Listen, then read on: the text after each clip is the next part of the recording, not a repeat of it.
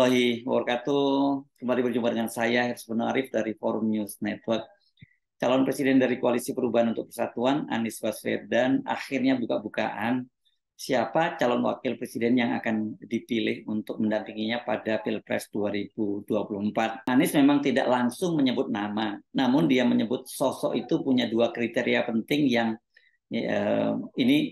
dia sebut sebagai syarat yang sangat berat, yakni pemberani atau berani dan tidak bermasalah. Anies menyampaikan hal itu dalam sebuah forum yang forum ide namanya yang digelar oleh Kata Data hari Kamis 20 Juli 2023. Dan Mas Anies juga ini kan kita juga tahu bahwa dalam perbincangan terakhir itu bicara tentang orang menunggu sampai mungkin September Oktober nanti adalah siapa sih yang akan mendampingi Mas Anies ini nanti maju. Kira-kira Bapak Ibu setuju kan kalau kita tanya ya? Mau nyebut nama boleh, alhamdulillah. Tapi kalau nggak nyebut nama, kira-kira kriteria konsep atau apa gitu, Mas Anies? Ada usulan di sini. Saya masalahnya kurang pintar waktu kuliah. Kalau saya pintar, saya melamar. Monggo silakan. Kira-kira seperti apa? Iya. Dalam pikir kayaknya ada. Dalam lebih pertanyaan. Gini teman-teman.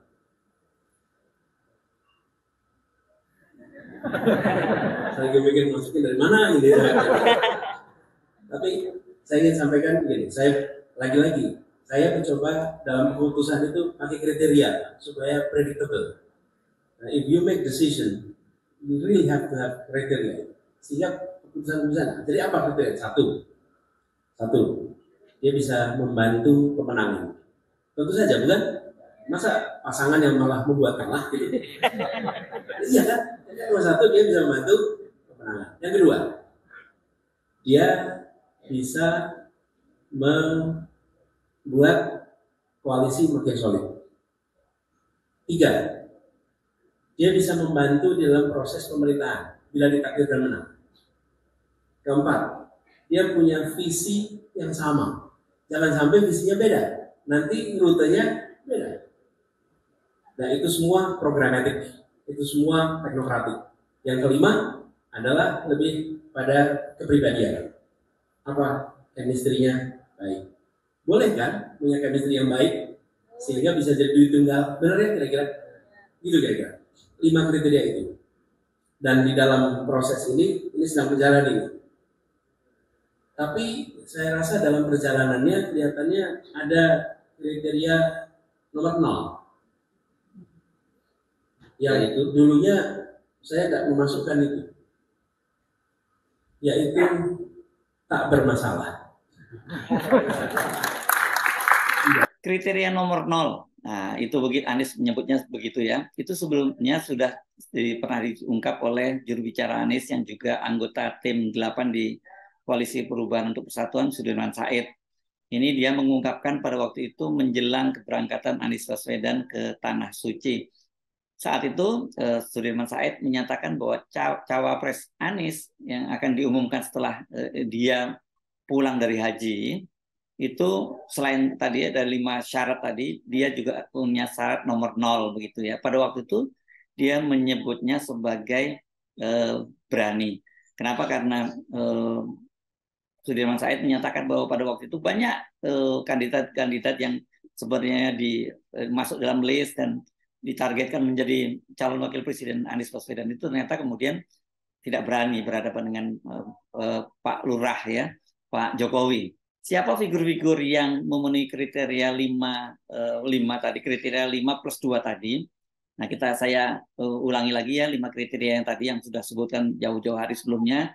Yang pertama bisa membantu pemenangan, kemudian kedua bisa membantu koalisi semakin solid, ketiga bisa membantu dalam mengelola pemerintahan nantinya kalau mereka terpilih, kemudian memiliki visi misi yang sama dan memiliki chemistry atau ikatan yang kuat dengan dia. Namun 2 tambahan kriteria pemberani dan tidak bermasalah atau disebut sebagai kriteria nomor 0 itu ya ini yang saya kira kemudian orang mulai menimbang-nimbang siapa yang dimaksud itu ya.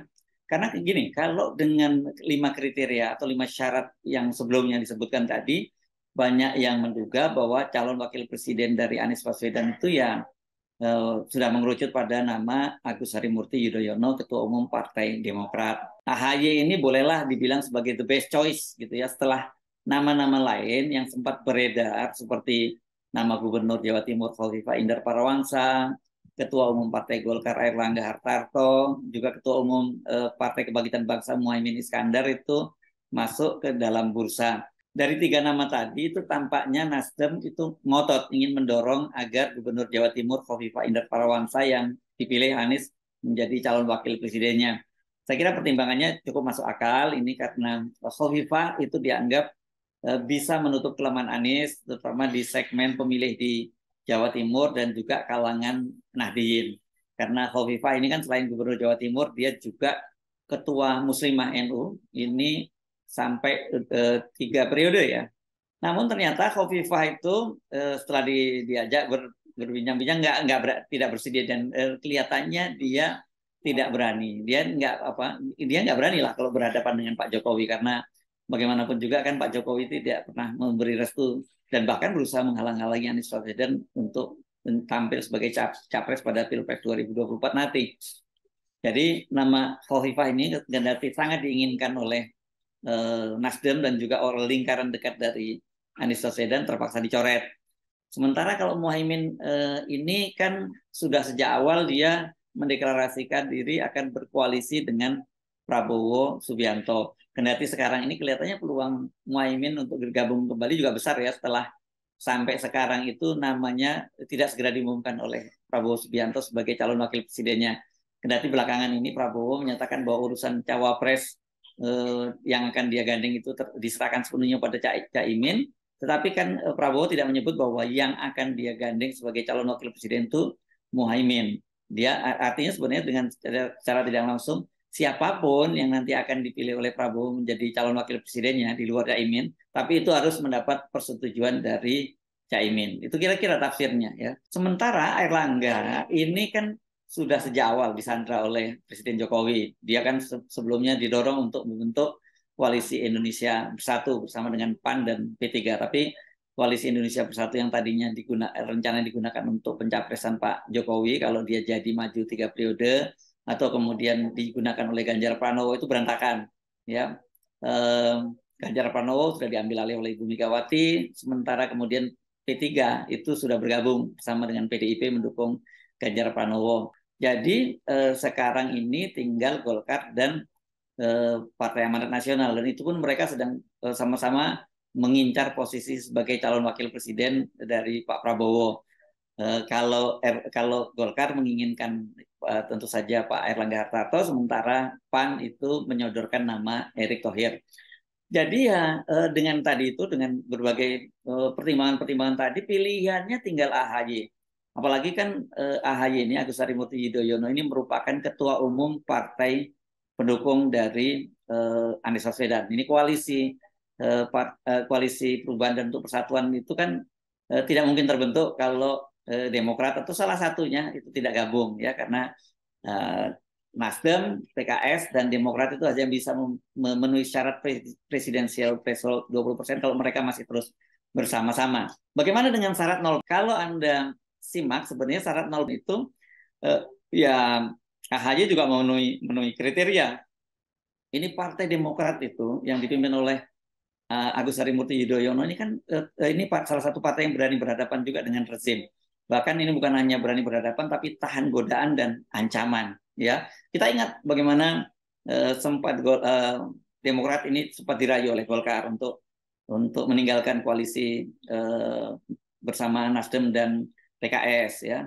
Itu dengan datangnya Ketua Umum Partai Golkar Airlangga Hartarto bertemu dengan AHY dan juga SBY.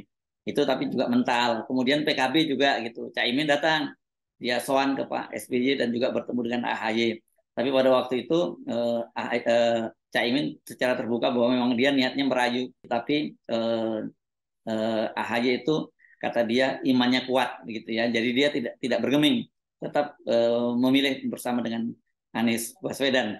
Nah, mereka ini juga Demokrat bersama AHY ini tetap tegar bertahan dalam koalisi Perubahan untuk Persatuan kendati ada risikonya itu partainya itu Partai Demokrat itu diambil alih oleh manuver Kepala Staf Kepresidenan Muldoko di Mahkamah Agung. Ini sekarang kasusnya masih bergulir, yakni ada peninjauan kembali yang sampai sekarang ini belum diputus. Tapi sewaktu-waktu ini risikonya sangat besar kalau Mahkamah Agung memutuskan PK atau peninjauan kembali dari Muldoko itu diterima, ya berarti Demokrat akan diambil alih oleh Muldoko. Dengan begitu koalisi dari Anies Baswedan juga berantakan. Nah, semua risiko itu dihadapi dan diterima oleh Demokrat. Jadi saya kira AHY itu juga masuk kriteria itu tadi, berani ya. Bagaimana dengan kriteria tambahan bahwa dia tidak bermasalah? Ini figurnya dia bermasalah. AHY, saya kira Agus Harimurti ini juga memenuhi syarat karena kan dia ini belum pernah berada di pemerintahan ataupun di lembaga legislatif ya. Jadi dia relatif bersih dari kasus hukum, misalnya korupsi gitu yang bisa digunakan untuk menyandera. Kita tahu kan pemerintahan Jokowi ini dalam permainan politiknya selalu menggunakan tadi itu ya, sandra-sandra kasus hukum, sehingga banyak sekali petinggi-petinggi partai yang tidak berkutik dan itu kemudian di bawah kendali dari Presiden Jokowi. Nah, AHY saya kira tidak bisa disandra dengan kasus hukum ya, karena memang dia kan tidak pernah berada di pemerintahan. AHY ini kalau toh pernah disebut di dalam pemerintahan, dia pernah menjadi prajurit TNI. Itu dia kan jabatan terakhirnya adalah Komandan Batalion Infanteri Mekanis Arya Kemuning di Karawang, Jawa Barat. Pada waktu pangkat terakhirnya adalah mayor atau perwira menengah. Nah, itu saya kira kalau dari sisi dia bersih, ya dia pasti relatif bersih karena dia belum pernah menjabat apapun di pemerintahan.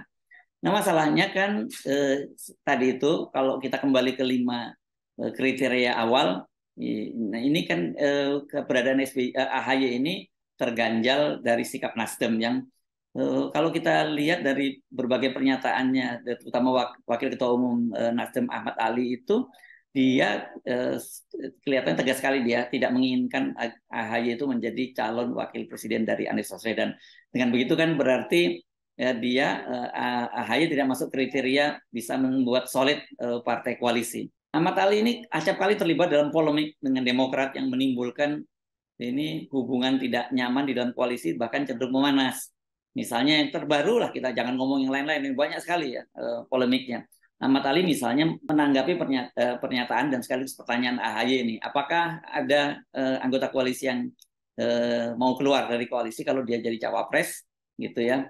Karena ini sebagai respon dari AHY menanggapi pertanyaan bagaimana kalau nanti itu apakah Demokrat, pertanyaannya pada waktu itu ya, akan keluar dari koalisi kalau AHY tidak jadi cawapres. Nah, pertanyaan itu yang dibalik oleh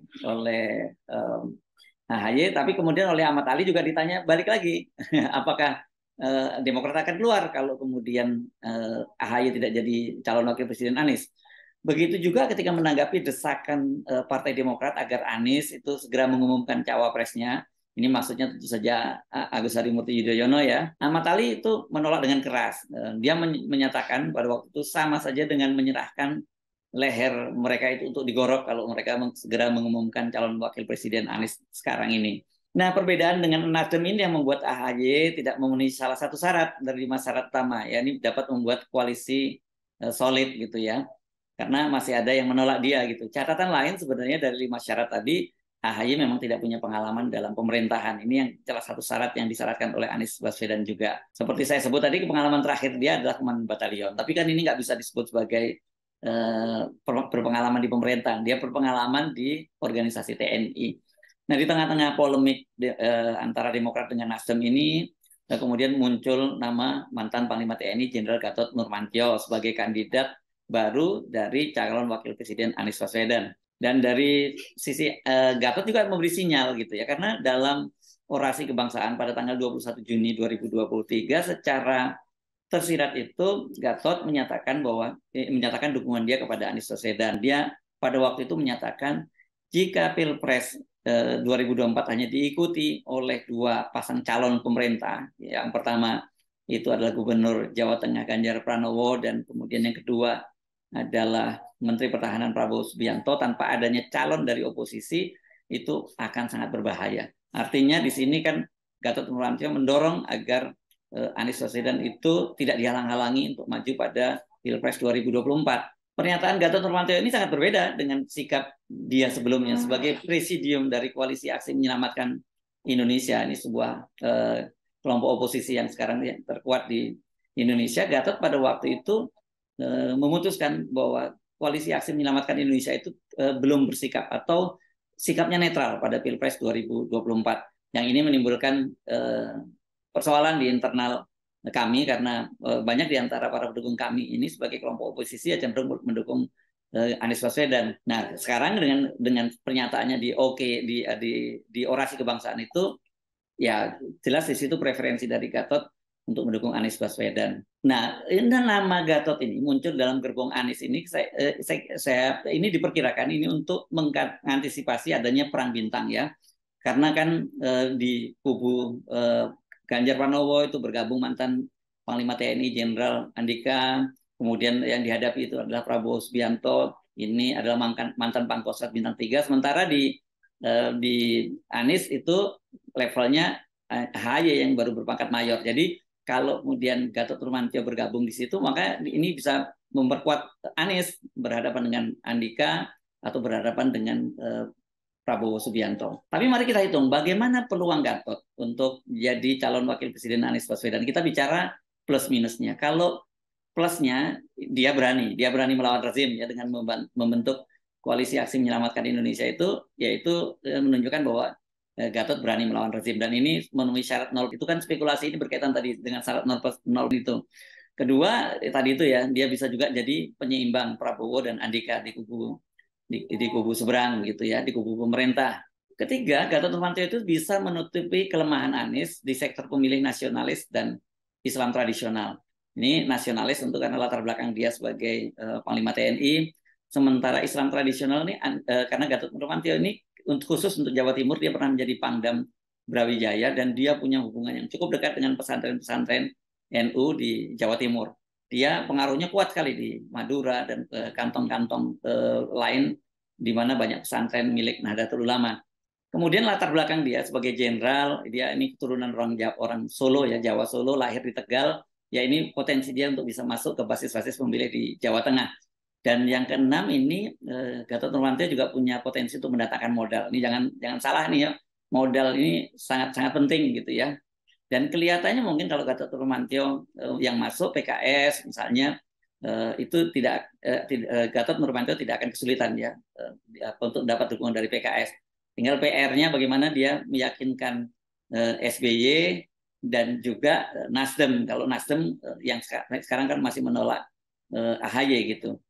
Dan dari latar belakangnya juga sebenarnya kalau kita lihat Gatot Nurmantio itu juga jaringan dia di Indonesia Timur cukup kuat. Dia pernah jadi komandan Kodim di Merauke, pernah menjadi komandan batalion di Ambon, dan banyak operasi-operasi dia di Papua. Jadi dia punya basis yang cukup kuat juga di Indonesia bagian timur. Belum lagi kalau kita lihat misalnya ya dia misalnya untuk berhadapan dengan militer itu dia cukup berani lah dan dia tentu ini bisa jadi backup militer untuk bagi Anies ketika berhadapan dengan katakanlah Badan Intelijen Negara, kemudian dengan polisi, ya Gatot bisa diandalkan. Tetapi Gatot tentu saja punya kelemahan. Ini yang harus dipertimbangkan. Dia tidak punya partai politik, jadi dia harus berjuang keras ini untuk meyakinkan partai-partai politik yang ada di dalam tubuh Koalisi Perubahan untuk Persatuan.